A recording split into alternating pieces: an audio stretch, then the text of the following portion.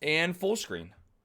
So all the lecture notes, or lecture videos, they've all been posted. So make sure if you need to catch up on anything, go ahead and watch them.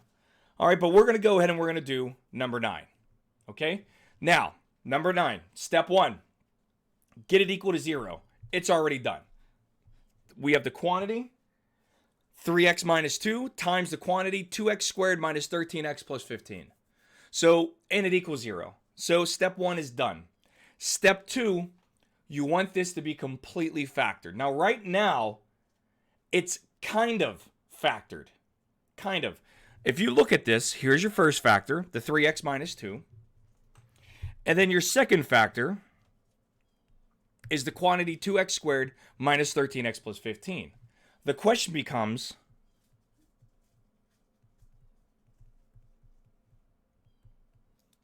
can this be factored any further? All right? And there's only one way to check that. There's only one way.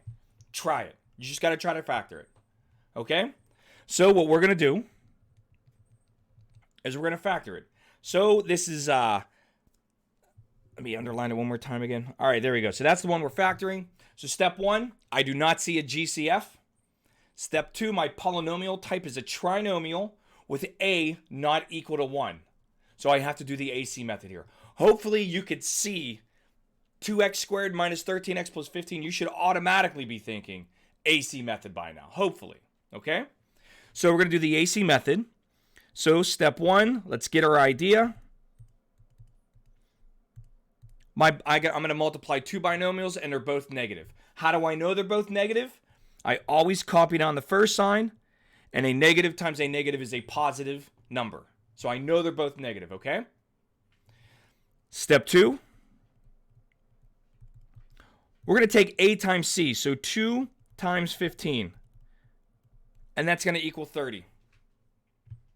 So now I'm going to write out the factors of 30. 1 times 30, 2 times 15, 3 times 10, 5 times 6. Now, I need the pair of factors to combine to give me negative 13. And I know both numbers that I pick are already negative from step 1. So that's going to occur right here.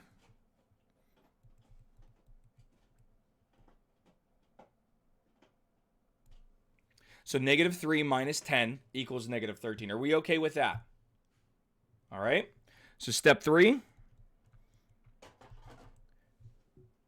Step 3 is more of a formality, but we're going to do it anyways. We're going to rewrite our middle term.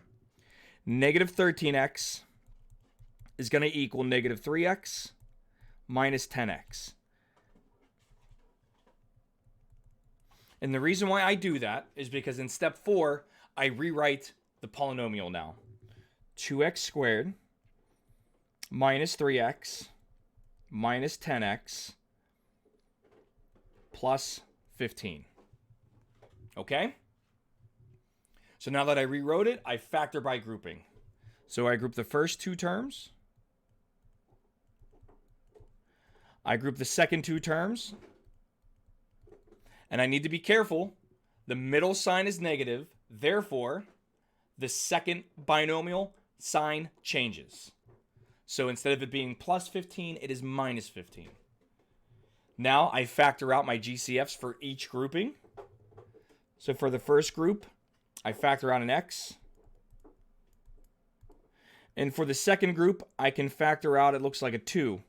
No, looks like a 5. Now, I'm a very happy camper because inside the parentheses match. Therefore, I know all the work that I've done is correct. So I'm going to factor out my common binomial, which is the 2x minus 3. And the x minus 5 is left over. All right? So now I can go back to the original problem and rewrite it as 3x minus 2 times 2x minus 3 times x minus 5 equals 0. So now I have everything completely factored. And within my steps for solving quadratic equations, Step 2 is finally done, which is factoring everything. Okay? Are there any questions with that so far? Good. Now let's do step 3, which is applying our zero factor theorem. So I'm going to write 3x minus 2 equals 0. 2x minus 3 equals 0. And x minus 5 equals 0. And I'm just going to solve each one of these. So I add, for the very first one, for the very first binomial, I'll add 2 to both sides.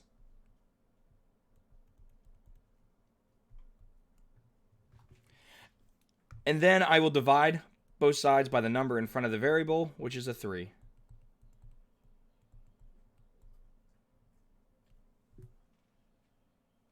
So the first solution, x equals 2/3.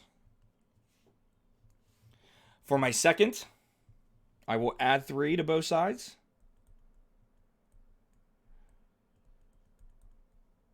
That gives me 2x equals 3. And then I divide both sides by the number in front of the variable.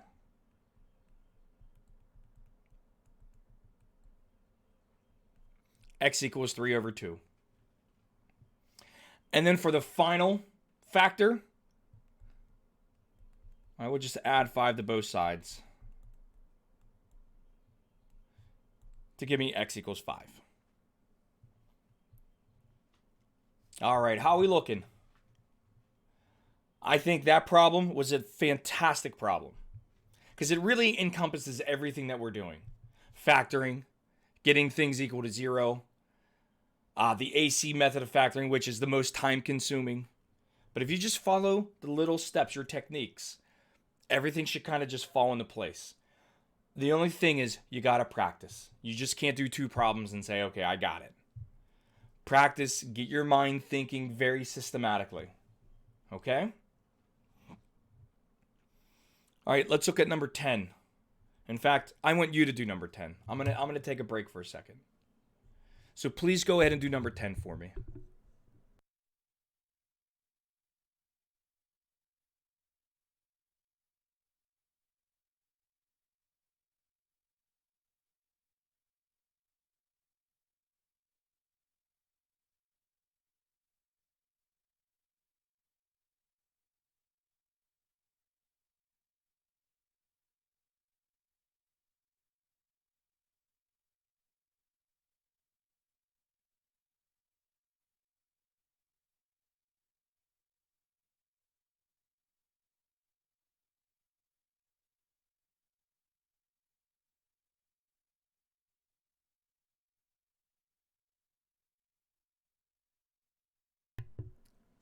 If you have any questions, just unmute yourself and ask, hey, I need some help.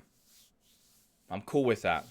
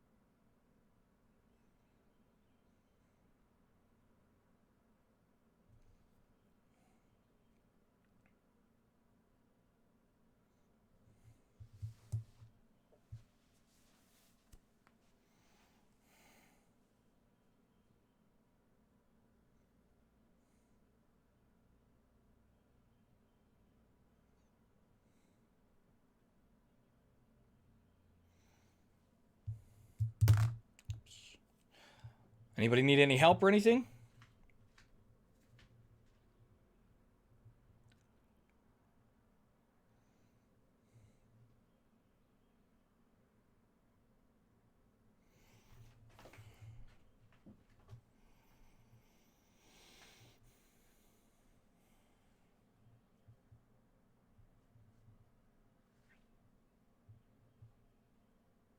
Anybody get an answer yet?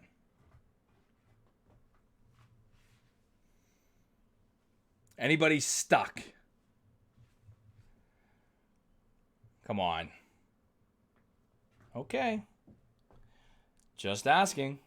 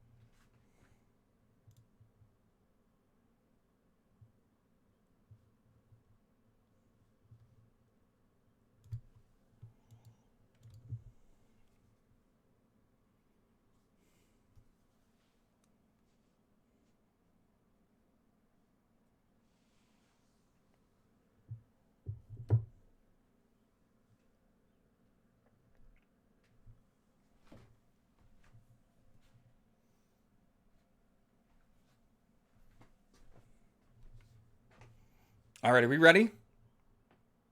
We got to be ready by now.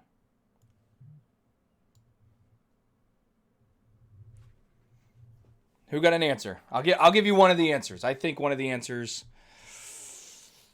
x equals 0. That's one of the answers. There's two more.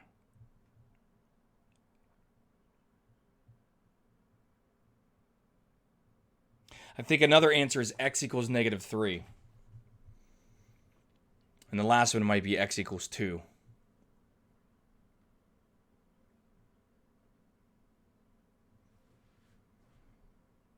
I think I have it.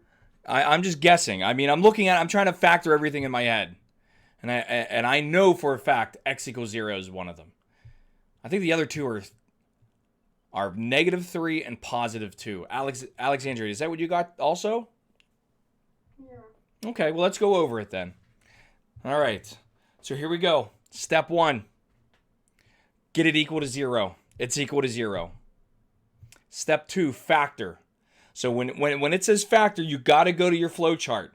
First thing you should look for is a GCF. I could factor out a 5x. That's going to give me x squared plus x minus 6 equals 0. So now, we have a trinomial with a coefficient of 1.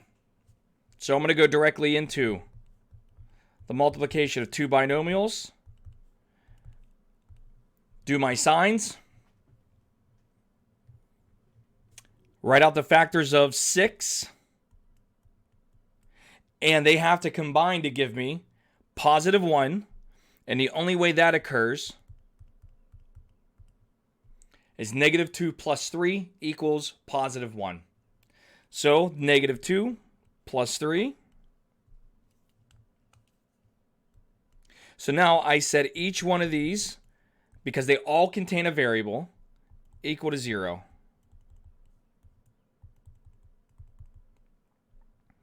So for the first, I just divide 5 by both sides. There's my x equals 0. I knew that one right off the start.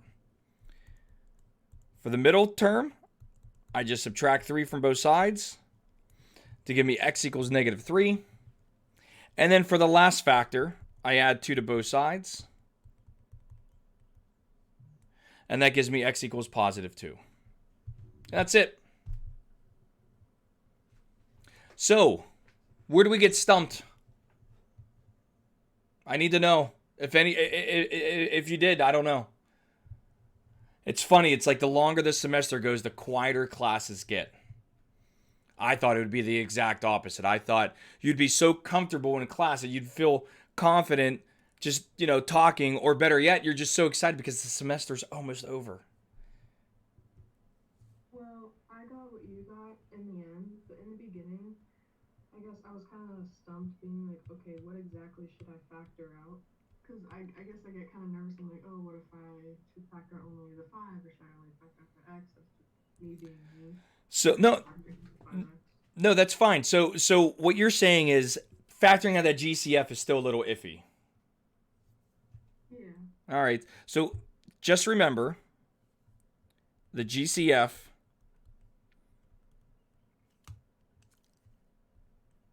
it's the product of the GCF for the numbers and the GCF for the variables. All right?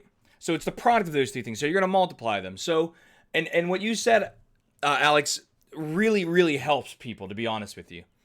Because the first thing you said was, well, I is the only thing I can factor out of 5. All right? So that's great that you can see the 5. In fact, I think of these two, the GCF for the numbers and the GCF for the variables, I think the numbers is more difficult because you gotta know all like the multiplication tables and all that stuff. I mean, you gotta know all that.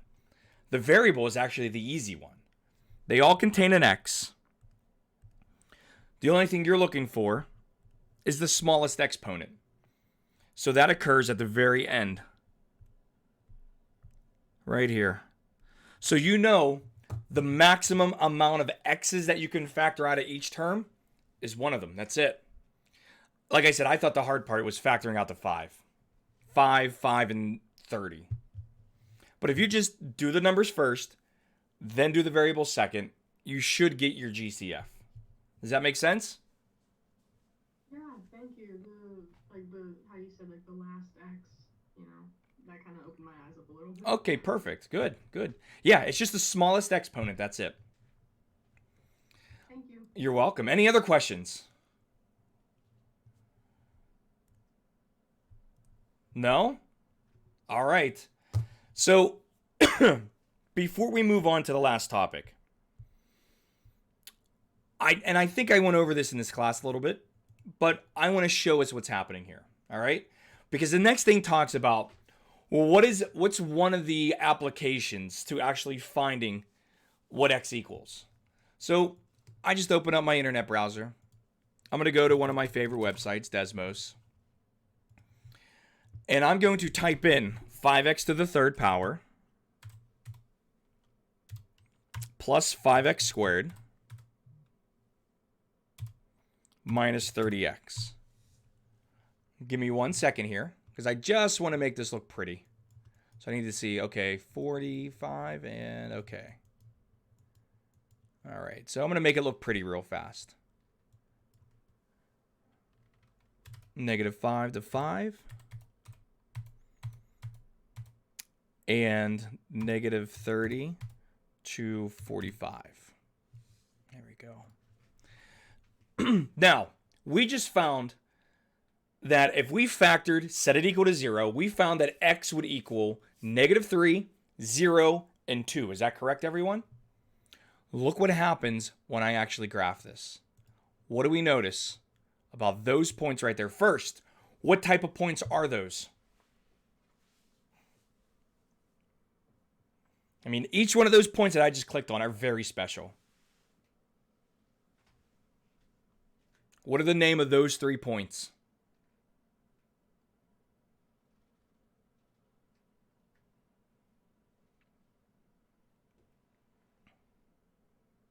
Come on now. You know this.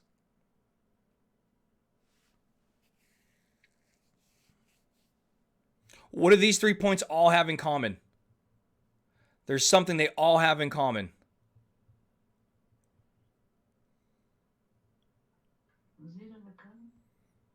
Say that one more time, Ramsey. I didn't hear you correctly. 0 is common. Excellent. More importantly, where is that 0 in terms of the point itself? Is it the x or is it the y? It's the y. So each one of these points has an x value and it's different, but they all have the same exact y value. What are those points called when you have an x value and y is always equal to 0? You're close, Ray, by the way. What are these points called where you have an x value and y equals 0? I think you want to look in chapter 10, section 3. Chapter 10, section 3. In fact, the name of the section actually is the name of what I want here.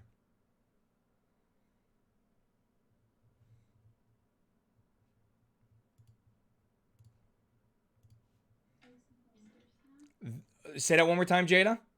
Or was that B? X-Intercept. X-Intercept. That's exactly what those 3 points are.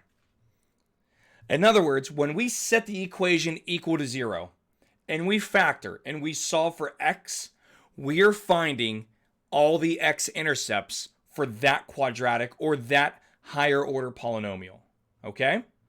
And that's exactly what the next section is, or the next objective.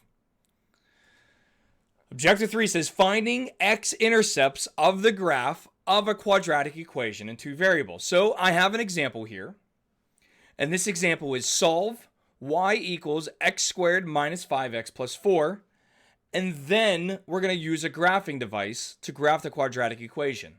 You should notice something. Now, here's the thing. We know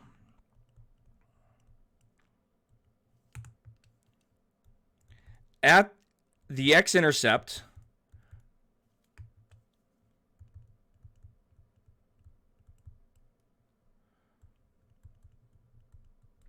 we know at an x-intercept, y always equals 0. Like, we know that. Okay? We know that. So, if I give you the equation, y equals x squared minus 5x plus 4, okay? And I said, go ahead, solve for x for me. The first step in solving a quadratic from when we learned that in the previous lecture. Here, look at the screen real fast. Everybody look at the screen real fast. I'm going to scroll up. Step 1 says, get the equation equal to 0. And it just so happens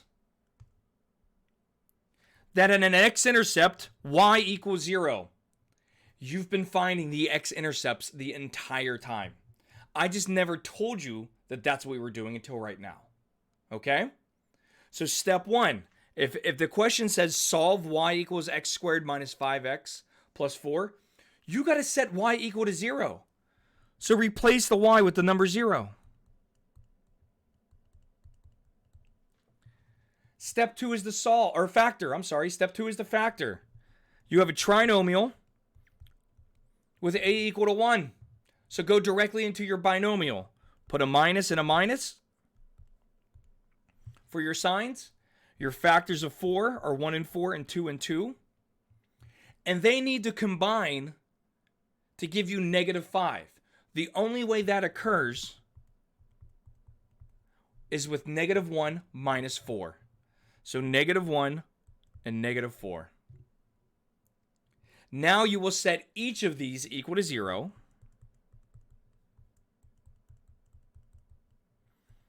And you'll solve both of them. So for the first one, I just add 1 to both sides. I get x equals 1. And for the second, I add 4 to both sides. I get x equals 4. What you just found, I keep hitting that by accident. What we just found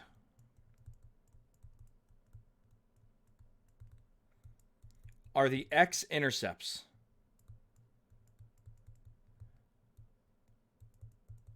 If I were to graph this. And that's exactly what we're going to do, because we should notice that when I graph this, okay, my graph is going to go through the points 1, 0 and 4, 0, which are the x-intercepts. Okay? So I'm going to pull up Desmos again. I'm going to get rid of this one. I'm going to type in y equals x squared minus 5x plus 4. And there are the 2 points right there. 1, 0 and 4, 0. Okay? Does that make sense, everyone? That's what you're doing here. We're finding x-intercepts. Now, I'm going to make this look prettier because there's something I want to show you. So let's see here. X got to go between, we'll say 0 and 5. And then Y, I wanted to go between negative 0.5 and positive 0.5. And I'm just going to zoom out here a little bit. There we go. All right, so there's my points. And all I did is I changed my magnifying glass on how I'm looking at this. Before, it looked like it was real wide and everything. Well, that's because my window or my magnifying glass that I was looking at was like really big. I'm narrowing in on this now, okay? So don't think like the shape changed. The shape didn't change at all. What changed is the scale that I'm looking at this in, okay? Now, does anybody know the name of this shape? You see, everything that you've done so far in terms of graphing, you've always did lines. Am I correct? I mean, we always did lines. This is the first curve. That's a big thing. Lines are easy. Curves, a little bit more. This has a special name. Does anybody know its name by chance? Yeah, it's called a parabola. Excellent. So what I'm going to do is I'm going to go ahead and I'm going to graph this. I'm going to draw it directly underneath. So it looked like this. That was the point 1, 0. That's the point 4, 0. And this is called a parabola. All right. And there's a lot of information that I see on the screen right now. You may not see it. I do. Okay. So I'm going to help you with this. So in general, I'm just going to read the bottom of the page. In general, a quadratic equation in 2 variables is one that can be written in the form y equals ax squared plus bx plus c, where a does not equal 0. The graph of such an equation is called a parabola. Okay? And you will notice that parabolas will open up or open down depending on the sign of the letter A. In other words, that number in front of the x squared will determine if this parabola opens up or opens down. So our example, we had the equation y equals x squared minus 5x plus 4. That was a number 1. But more importantly, it's positive. So since a is greater than 0 in my situation here, 1 is definitely bigger than 0. It'll open up. All positive values of a will make the parabola open up like a cup. Okay? If that number in front of your variable is negative, then it'll open down. Okay? So a really quick and easy way I can show you this. Please, everybody, just watch the screen right now. All right? Just watch the screen. So here we can see that I have positive 1. All right? Nothing changes if I put a 1 there. But if I make this negative, watch what happens to my parabola. Let me do this. There you go. I think that looks a little bit better. So watch what happens as soon as I put a negative. Now, this point right here, that's called the vertex, completely flipped. Now it opens down. So, opens up, opens down. Positive values open up, negative values open down. Does that make sense? Okay? I know this is going to sound quirky, dorky. This is the way I remember it. Opens up, rhymes with cup, so it looks like a cup. Opens down, rhymes with a frown. Kind of looks like a frown to me. Like I said, it's kind of dorky, but I don't care because I'm learning and I want to remember because I like to get good grades.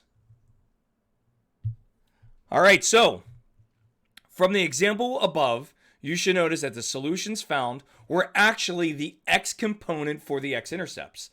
1 and 4 are nothing more than the x component of the points. So 1, 4, 1, and 4. Perfect.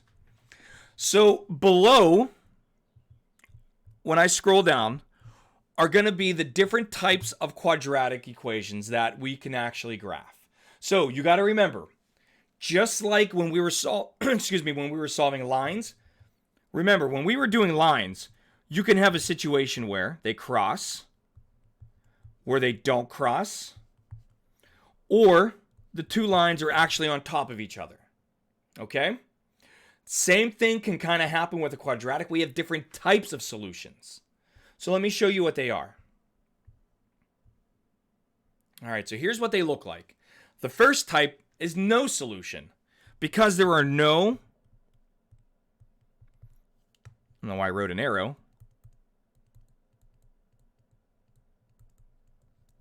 No solution because there are no x-intercepts. That parabola never, ever, ever will cross the x-axis. So we say that is a situation where you have no solutions. Okay? These solutions actually exist in the complex numbering system. Anybody ever see this before in mathematics? The square root of -1, which equals I. It's called an imaginary number. It's a complex number. If you have me for 108, we look into that a little bit. We'll talk about that. Okay? The second type of solution is where your parabola touches the x-intercept only once. We say that is one solution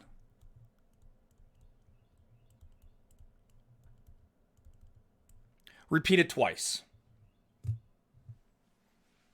Okay, that is one solution repeated twice. All right, if I'm thinking about this correctly,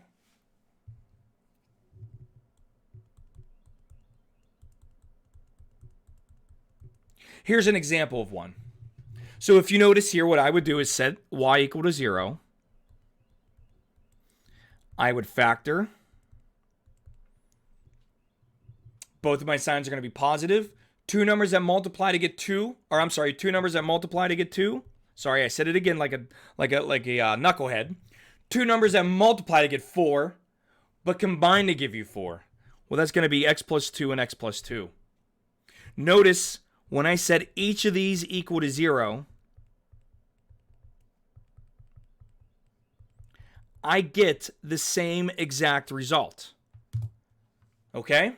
Now, if I were to graph this, watch what happens, everyone. So, remember, this is the x-intercept. -2, 0. So that's what I'm expecting. Now, watch when I graph this in Desmos, okay? We'll get rid of you. Let me zoom in so it looks nice and pretty, because I like pretty. So, y equals x squared plus 4x plus 4. And notice it touched only once. Now, theoretically, technically, I demonstrated that we get what it looks like two answers. What we say is they're repeated. So the answer is x equals -2 repeated twice. Does that make sense, everyone? Okay. So here's an example where it just skims the x-axis. Okay. Then we have the two examples that we should be really familiar with because we just did this problem. This is like the y equals x squared minus 5x plus 4. Okay? Here we get two solutions and they are different. All right? This opens up. So I'm going to write opens up, which means a is greater than 0. That number in front of the x squared is going to be positive.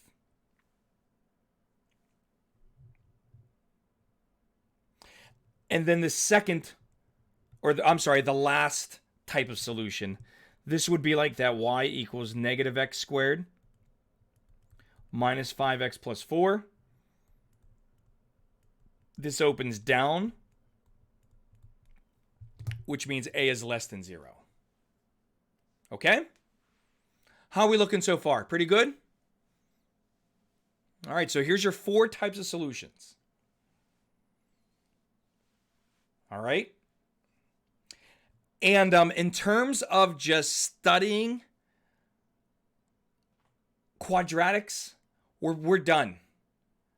We're going to do some application problems now. We're going to do some word problems. All right?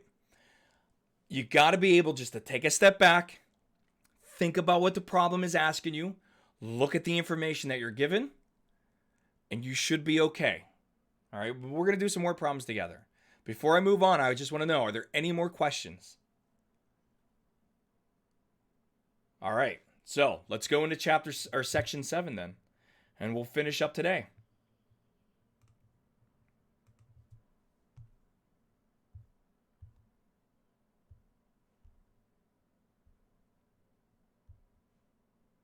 All right, so we're going to solve the following problems. These are all going to be quadratic in some way.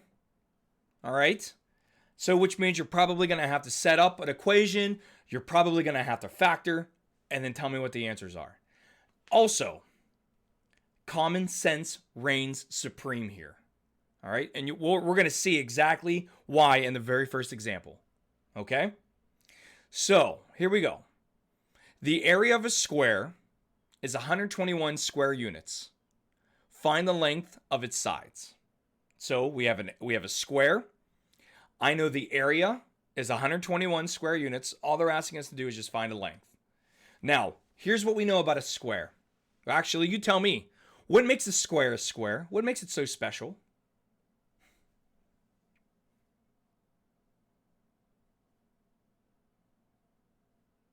I mean, if somebody came up to you and said, hey, what's a square? What would you say? I'm sorry, Crystal.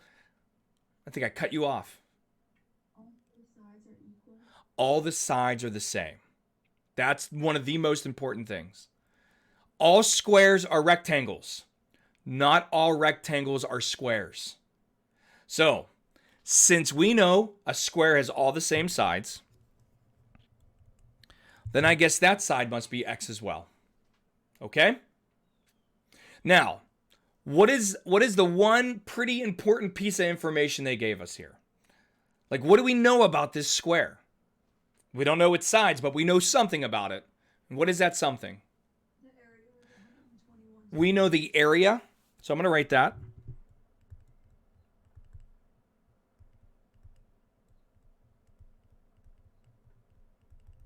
All right, so the area equals 121 square units. So I think we're doing pretty good here.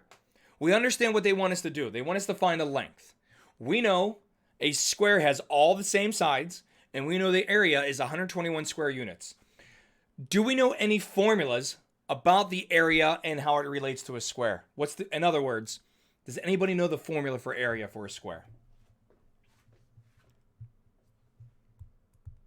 A equals what?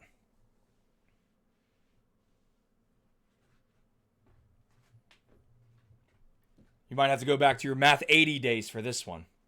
Length times width. Very good, Gabrielle. It's length times width. Now, Gabrielle, before you mute yourself, we know that a square has the same exact sides. So if the length is a certain distance, then I guess a W has to be the same distance. Would you agree? Yeah. So we rewrite this in terms of the information they gave us? So instead of saying area equals length times width, we're going to say area equals...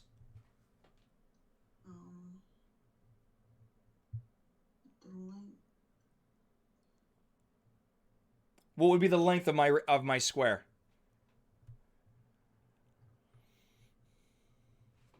It would be half or none. No. Just look at the square. What's the length? What's that distance right there? X. Okay. What's the width? That's this distance right here. 121. No. The area. That's the painted region is 121. I want to know this right here. Let me use a different color so you know what I'm talking about. I'm talking about this right here. What's that length? Is it X? Perfect. So the length was X, the width is X, and last time I checked, When the bases are the same and you are multiplying, you add the exponents. So we know a equals x squared. Now, Amanda told us earlier that the area of this square was actually 121 square units. So it looks like I have a quadratic equation where I have 121 equals x squared. How do I solve this? What's step one? Because I don't remember now. Now, for some reason, as soon as I clicked on section 7, my mind just went blank. So what's step one?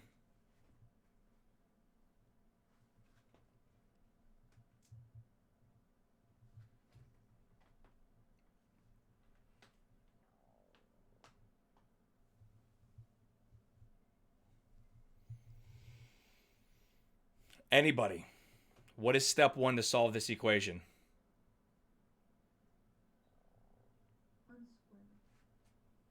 Say that again, Crystal?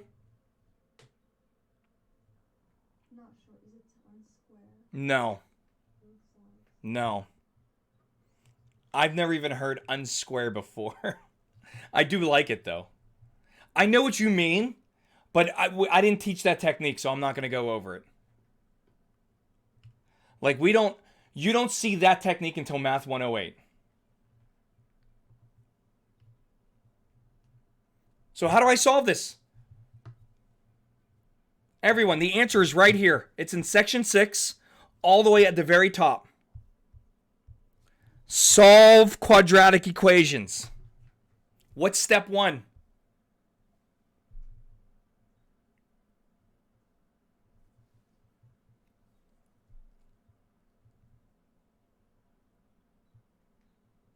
Has to equal 0. Thank you. So 121 equals x squared. That does not equal 0 yet. How do I make this equation equal to 0? How do I make it say 0 equals stuff? Where on this side it's just going to be x's and numbers and stuff. I'm sorry, I cut somebody off. Would you subtract x squared? No, I would not. Because do we like negative values in front of the x squared, Amanda? Oh, no, so subtract 121. There you go.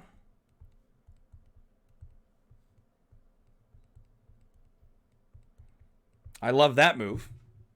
So step one is done. I set it equal to 0. Step 2, I got to factor. Do I see a GCF? I agree, Jada. How many terms do you see? 2. Very good. So this is a binomial. So, you know, why don't I just do this? Give me a second.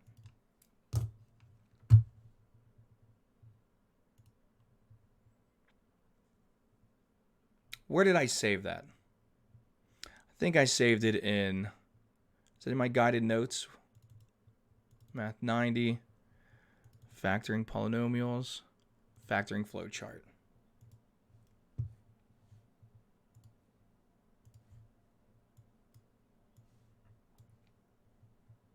All right, you should have the equation written in front of you. So factor out a GCF, didn't have one. Polynomial type, binomial, so now I'm up here. Now, look at the x. What is the exponent? What's the exponent? Squared. So it's a perfect square. What is the sign in between x squared and 121? Is it a plus or a minus? It's a minus, so that means difference. So here is your formula. Right there. That's your formula. So this will factor down into x plus 11, x minus 11. That was the difference of squares.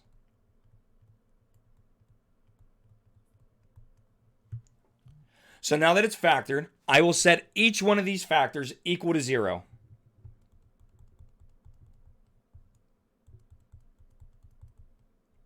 And I'll solve them.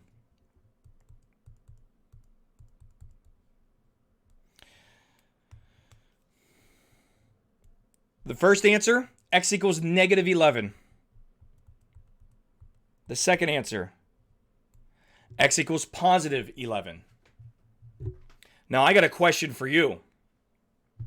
Which one of these two answers do I accept? Do I accept both? Do I accept only one? Or do I reject both of them? You tell me.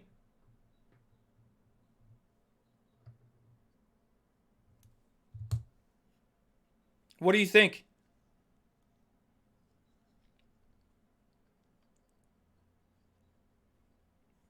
Now, Amanda, if you're talking, I don't hear you. And the only reason why I'm saying that is you have a green box around your name. Oh, would it just be 11? Because, like, the length can't be negative, can it? Thank you. Now your common sense kicked in. I agree 100%. So even though mathematically we get two answers, we only accept one of them because only one of them makes sense. You don't have a negative length. Nobody ever asked you, hey, how big is your porch? And you said negative 15 feet. You just say it's 15 feet because you measured it. It's a length. So, what are the sides of this square? 11 feet by 11 feet. Are there any questions with how we did that? There is nothing different from the previous section. The previous section, I just gave you the quadratic equation. And this one, you got to come up with it. But the steps are the same. Set it equal to 0 if it's not equal to 0. Factor. Set each of the factors equal to 0. And then just solve. Okay?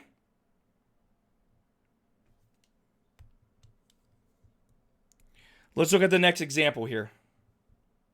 Zoom in a little bit. I'm not going to do this. You're going to do this.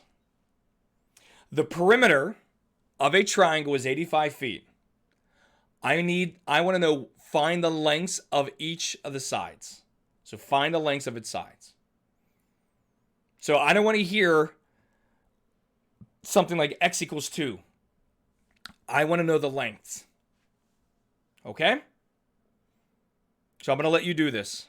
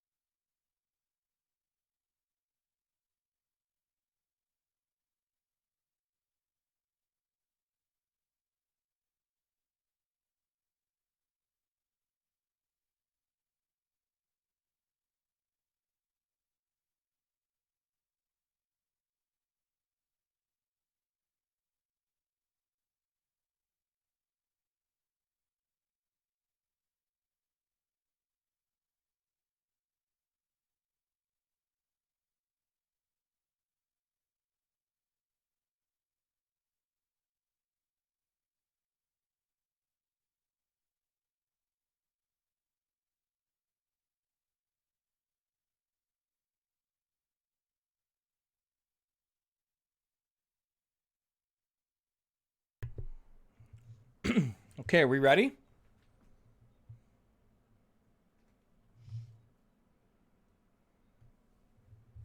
Anybody stuck?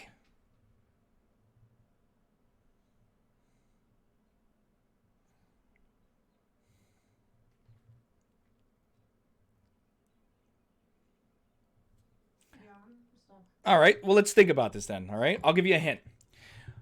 Perimeter. What does perimeter mean to you? All of the lengths of each side added together. Perfect. So if you like started right here and you walked this distance, the perimeter would be 2x plus this distance, x squared plus 3, and then that distance plus 2x plus 5. So far, so good, right, Amanda? Yeah. Okay.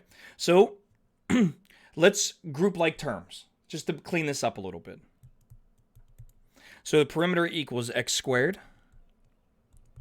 plus, let's see, we got 2x and 2x is 4x plus 3 and 5 is 8. So is that what you came up with? No, because I put 2x squared instead of 4x. Oh, and that'll do it. That'll do it. So now that we kind of know this, though, Amanda, do I know anything about the perimeter? Did they tell me anything about the perimeter? That it's 85 feet. So this is going to be 85 equals x squared plus 4x plus 8. Would you agree? Yeah. All right. So it looks like we have a quadratic equation. So how do I solve it? You need to make it equal to 0. I love it. So how do I do that? Subtract 85. All right. That's perfect. That's exactly what I would say. So I get 0 equals x squared plus 4x minus 8 minus 85. What is 8 minus 85? 77. 77. So now it's set equal to 0. I'm just going to come over to the right-hand side and just rewrite it.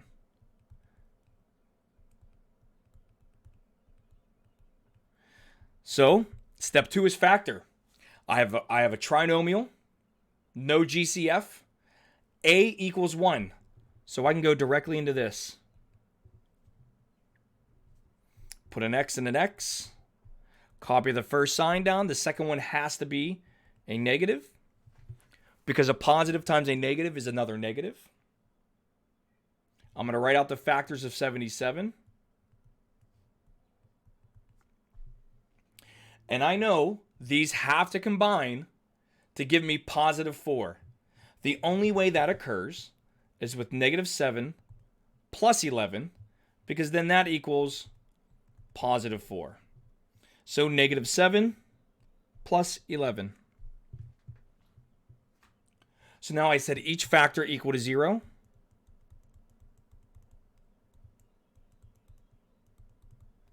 And I will solve each one of these. So I subtract 11 from both sides to give me the first possible solution, x equals negative 11. And then I add 7 to both sides to give me my second possible solution, which x equals positive 7. Now, which one of these two am I going to pick? 7. I'm going to pick the 7. So I just put a little x through x equals negative 11. It's mathematically correct, but this is an application. It's a real life example. You don't have negative lengths. Now, remember, I said what I wanted for a final answer is not x equals 7. I want to know what are the sides. So we're going to do the first side, which is going to be the 2x. We'll call this, I'm going to label them A, B, and C. A, B, and C. So please tell me what is the length of side A? 2 times 7 is? 14 feet. All right. What is this? What is the length of side B, which is the bottom part of the triangle? So that's going to be 7 squared plus 3. 52 feet. And then lastly, what is this? What is the length of side C? That's going to be 2 times 7 plus 5. 19. Good. And there are the 3 sides of the triangle. Because see, in the homework or on the test, it's not going to say, what does x equal? It's going to say, what is the length of the first side? What is the length of the second side? And what is the length of the third side? So not only do you have to find x equals 7, but you also got to multiply them or add them to something to find the actual lengths. Okay? How are we looking so far? Pretty good? All right, so these 2 first examples were just straight. I'm going to give you a shape. Let's see if we can do something with it. The goal here was to be able to just create the equations, recognize they're quadratic, which means set it equal to 0. Okay? The next example is my favorite. This you're definitely going to see. Okay? So before we move on, are there any questions with the perimeter example here? All right. Amanda, you made the number one mistake that even I make almost every day, is you copy something down wrong, and it happens. All right? All right, here's my problem. I love this one. So, an object is thrown upward from the top of an 80-foot building with an initial velocity of 64 feet per second. The height, which is called the letter h, so h represents the height of the object after t seconds. So I'm just gonna write that off to the side here. H equals height. T is time, which is measured in seconds. So the height h of the object after t seconds is given by the quadratic equation h equals negative 16t squared plus 64t plus 80. And all they want to know is, when will the object hit the ground? Okay? So, if you take physics, you will do a lot of these problems. Just a little side note. I know MIT does their annual pumpkin throw or pumpkin drop, where they go on top of one of the buildings on campus and they will calculate how long will it take for a pumpkin to hit the ground. And they just start throwing pumpkins off the ground. Or, I mean, off the building onto the ground, which I don't know about you, but I think that's kind of fun. I like throwing things off of buildings to watch them explode upon impact. Maybe that's a nerd thing. But let's be honest. Remember when you were a kid and you would drop something like a water balloon off of something high and you'd see it hit the ground and explode? And you're like, whoa! No? Am I the only one on this one? Carly with an E, am I alone on this island? Which watch? I don't think so. Okay, well, thank you. I appreciate that. So here we go. We want to know, when will the object hit the ground? This is legit a real problem. Now, I'm going to give you a massive hint. And you could do this with every single problem that we've done. This problem, however, it's really obvious because they provided us with a nice picture. So watch what I do right here.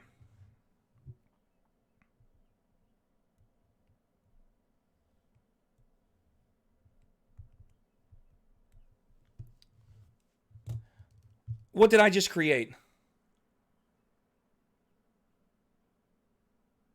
What did I just draw? The X and Y what? Axis. And we know if this, and I'm going to use a different color. We know that if we threw this object up in the air, what goes up must come down. And ironically, it hits where on the x-axis? What is that point right here? What is that point called?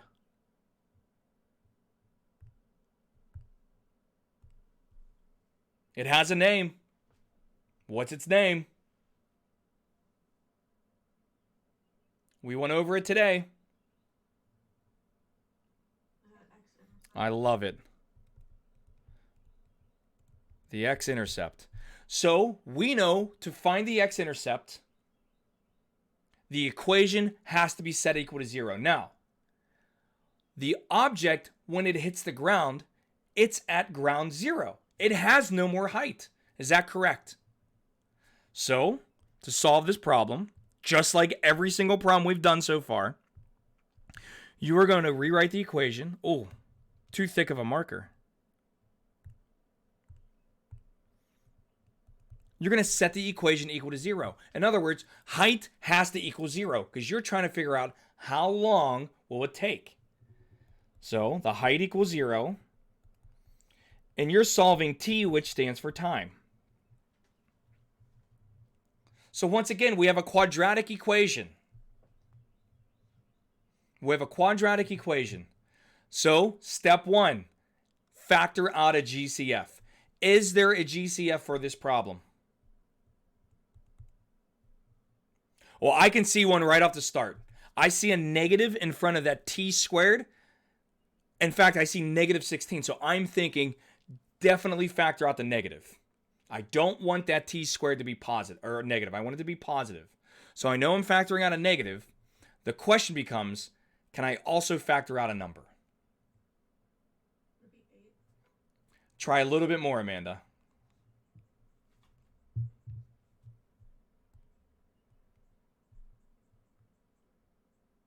Negative 8. Try a little bit more. I don't know. Negative 16. We can actually factor out negative 16. Now, the easiest way to check, just to make sure, get out your friend. His name starts with a C and rhymes with calculator. Which is your calculator? So, just check it. 64 divided by 16. Well, that's 4, so that works. 80 divided by 16. Got to be a whole number. And it is. It's 5. So we're going to factor out a negative 16. That's going to leave me with t squared minus 4t minus 5. Does that make sense so far, everybody? My steps are still there. Every time I do a quadratic equation, the steps are there. Step 1, set it equal to 0. Step 2, factor. Oh, I forgot. Yeah, I'm good. Step 3.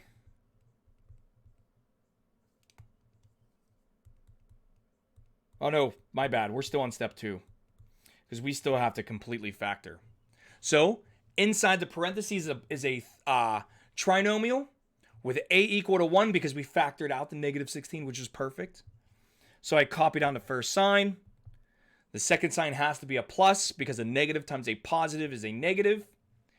Factors of 5. Well, there are only 2. 1 and 5. They have to combine to give me negative 4. That occurs. Plus 1 minus 5. So we got plus 1 and minus 5. So now we can do step 3. And step 3 says, take all the factors with the variable and set it equal to 0.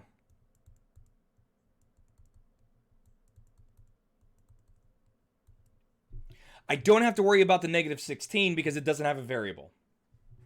So now I'm going to add 5 to both sides to give me t equals 5.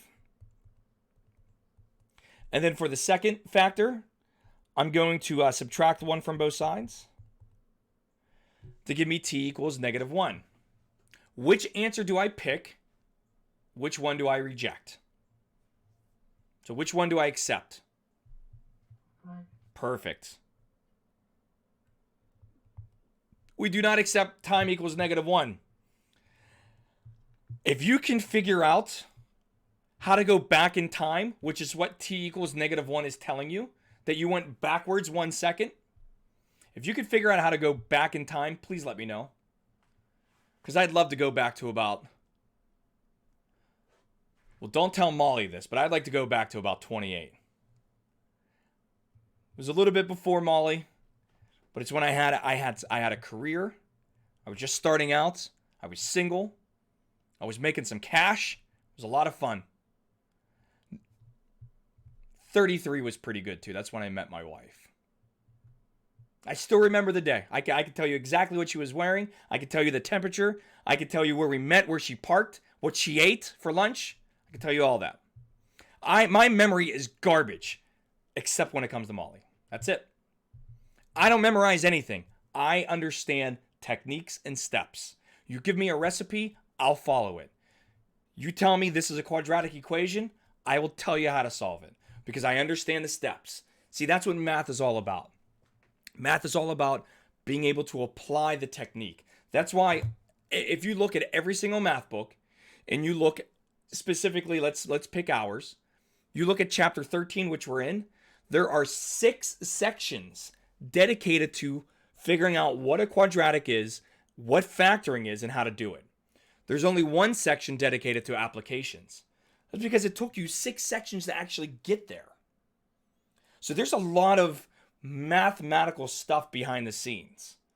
The word problem, it just gives you a story. The story here is we're throwing an object up in the air.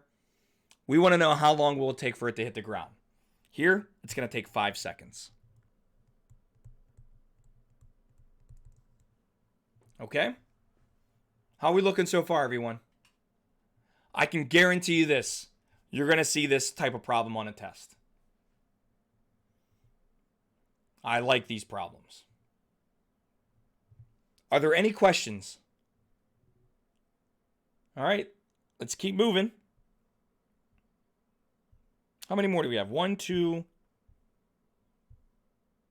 and the ladder problem, 3. Good. I also like the ladder problem. It reminds me of my dad. So a hang glider pilot accident. Oh, okay. When I started reading this, as soon as I saw the word accidentally, I'm like, oh my God, did she fall? A hang glider pilot accidentally drops her compass from the top of a 400-foot cliff. The height of the compass after t seconds is given by the quadratic equation h equals negative 16t squared plus 400. When will the compass hit the ground? So this problem is exactly like the previous one. So we have a hang glider. Here's my picture of a hang glider.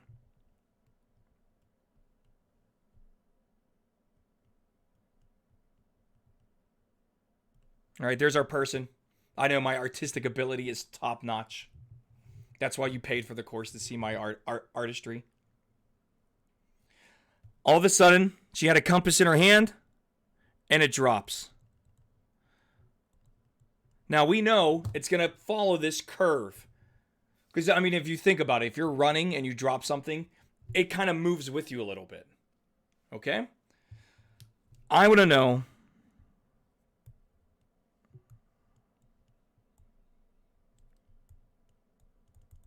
how long until it hits the ground.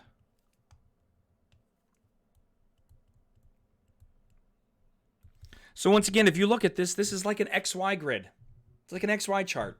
We're looking for the X-intercept. In this case, it's not going to be the X-intercept.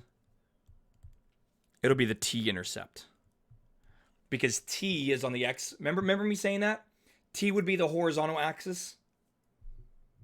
That was back in lines with that take-home test. It's the independent variable. So, here's my equation.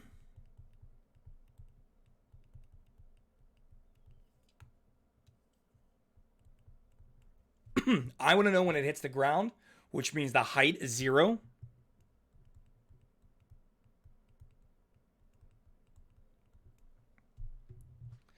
So step 1 is done. Set it equal to 0. Step 2, factor. Is there a GCF? Amanda, what do you think? Is there a GCF here? Yeah, What do you think it is? probably 16. A little bit more. You forgot something. Minus 16, very good. So we factor out negative 16.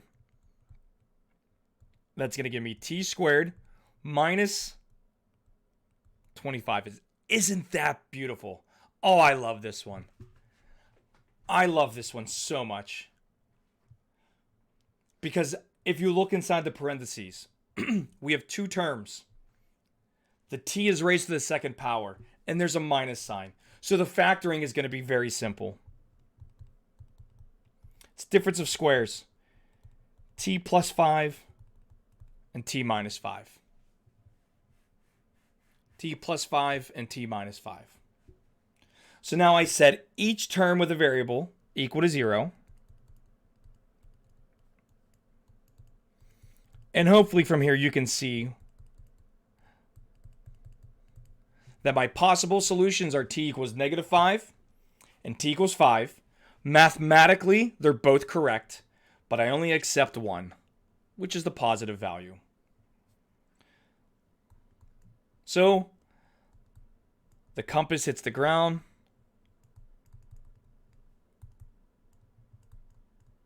If I could spell, that'd be great.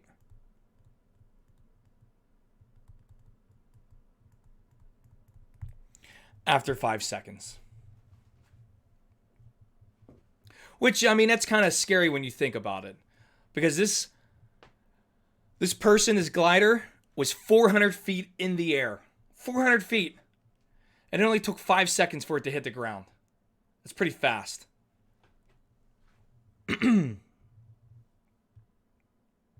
Are there any questions? All right, let's do 2 more. We got 2 more, and that's it. The sum of a number and its square is 182. Find the numbers. So the sum of a number and its square is 182. So whenever you're given a problem like this, it's always good to find the equal sign as fast as you can. Right here is the equal sign. The word is means equals. Anything to the right is going to be on the right-hand side of the equation. Anything on the left will be the left-hand side. So the left-hand side, we have the sum of a number and its square. How do I write that on the left-hand side?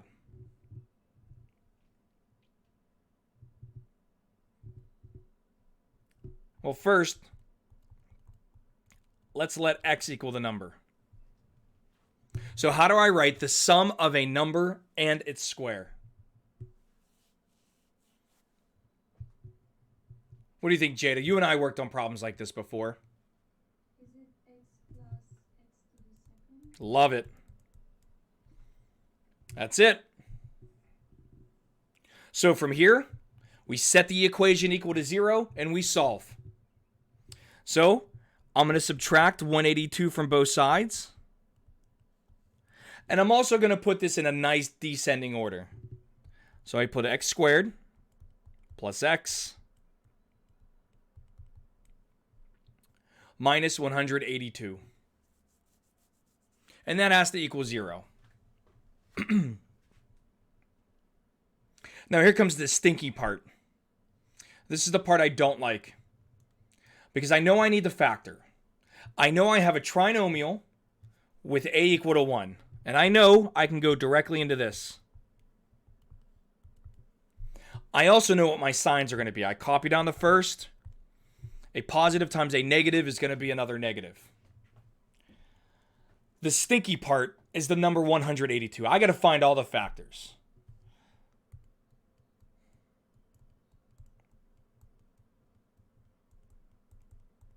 So I'm gonna go 1 through 12 for now. I might have to go more. I don't know. But here's what I'm going to do. I'm just going to go ahead and start writing out factors. And the easiest way to do this is divide every single one of these numbers by, or divide 182 by each one of these numbers. Some of them will work, some of them won't. So as we can see here, 182 divided by 3 doesn't work. So I just put an X. 4 doesn't work. I'm going to tell you right now 5 doesn't work because it doesn't end in a 0 or a 5. 6 doesn't work. Oh, 7 works. 7 times 26. All right. What about 8? Nope. I don't think 9 works. 10 doesn't work because it doesn't end in a 0. 11 doesn't work. 12 doesn't work. So right now, the only factors I have are 1 and 82, 2 and 91, 7 and 26.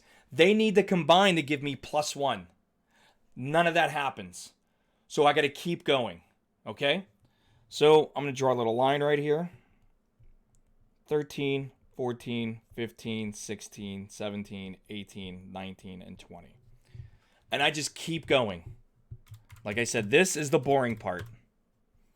Oh, I like this one. Look at Jada smiling. I like this one. Because look at 13 and 14. They're so close to each other. I know I need to get +1. And the only way that's going to occur is -13 plus 14 equals +1. So all this other stuff I don't need. So, sorry. There we go. So +14 minus 13. Should be a negative there. All right. So now that I have this set up, I set each one of them equal to 0.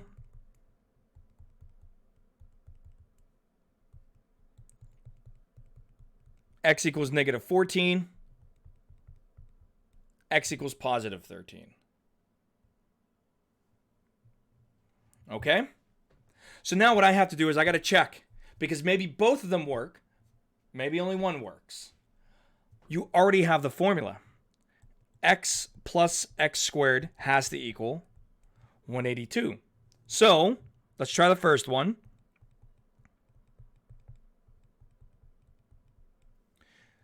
Easiest thing to do here, just get out of calculator. And just type it in. -14 plus -14 to the second power. Well, that equals 182. So I put a box around it, put a nice little check, and then we're going to go ahead and do 13 as well.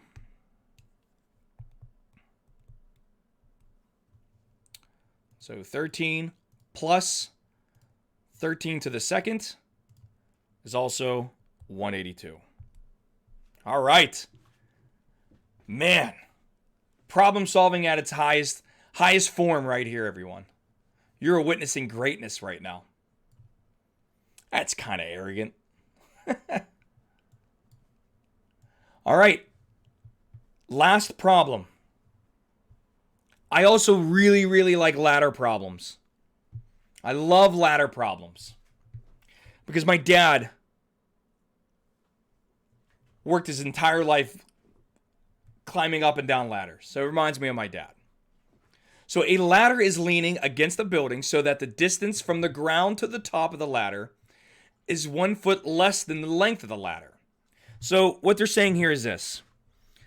The length of the ladder is going to be x. All right, it's kind of hard to see. Therefore, the distance from the bottom of the ladder, from the ground to the top of the ladder is 1 foot less. So it's x minus 1. All right. Find the length of the ladder if the distance from the bottom of the ladder to the building is 5 feet. So they're saying, I'm going to use a different color. So they're saying that this distance right here, I hate that color. Such an ugly blue. Give me pretty blue.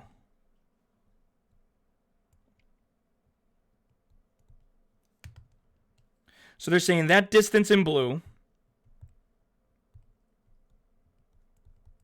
is 5 feet. Okay? Now, this problem, you're going to have to go back in your memory. Okay? This one, you're going to have to go back. Because, see, here, they want to know the length of the ladder. Now, we have a right triangle. And if you recall, there are a couple formulas that you learned about right triangles. The first formula is this one. You don't have to write this down if you don't want to. The first formula is A equals 1/2 base times height, but that deals with area. This, they want length. So this formula is no good. It's no good.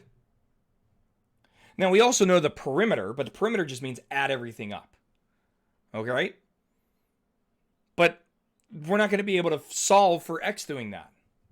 There's another formula that you learned a long time ago, and it was this formula right here. Does anybody remember this?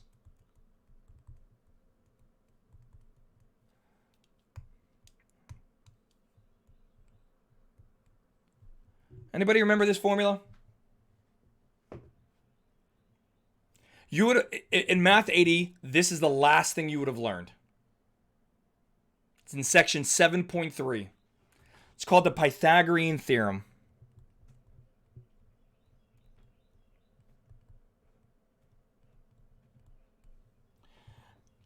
And all this says is that if you have a right triangle, like we do here, you can label the sides A. Oh, you're not going to be able to see that at all.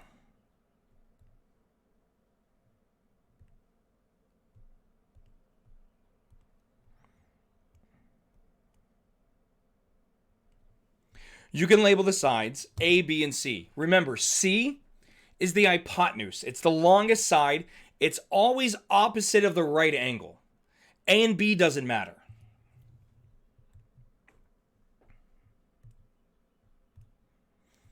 All right? So for us to solve this problem, we're going to make some substitutions here. Notice the letter C is the ladder itself. So that's going to equal x. So this is going to be x squared. The letters A and B, A is going to be 5, so this would be 5 squared. And then B is going to be x minus 1 to the second power. Okay? So from here, it's just a lot of work. So let's finish this strong. We only got 3 minutes left in class, so I'm going to do the heavy lifting for us. So 5 squared is 25. Plus, now, you got to remember from chapter 12, x minus 1 quantity squared means x minus 1 times x minus 1. So like I said, I'll do the heavy lifting. X minus 1 times x minus 1 is x squared minus 2x plus 1. So I'm going to put that right here. X squared minus 2x plus 1. And that has to equal x squared. From here, we need to set the equation equal to 0. How do I know that? Because I got an x squared term. It's quadratic. So I'm going to set the equation equal to 0. So I'm going to subtract x squared from both sides. That gives me 25 minus 2x plus 1 equals 0.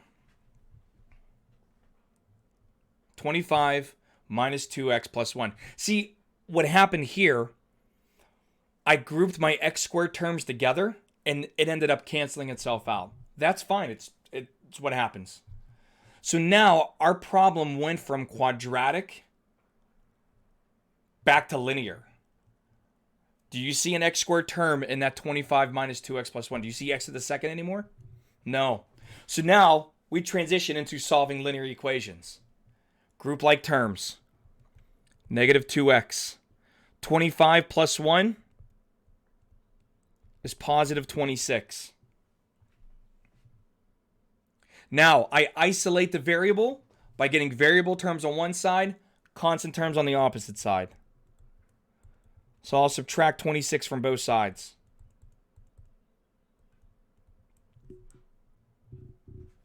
And then lastly, I will divide both sides by the number in front of the variable. A negative divided by a negative is a positive. 26 divided by 2 is 13. So the length of the ladder, I'm going to zoom out here so everybody can see it. The length of the ladder, and I'm going to just draw this just like this, is 13 feet. That's going to be 5 feet, which makes the distance from the ground to the top of the ladder 12 feet. Because it's 13 minus 1. And I ended exactly at 1040. I don't think I could have planned that better myself.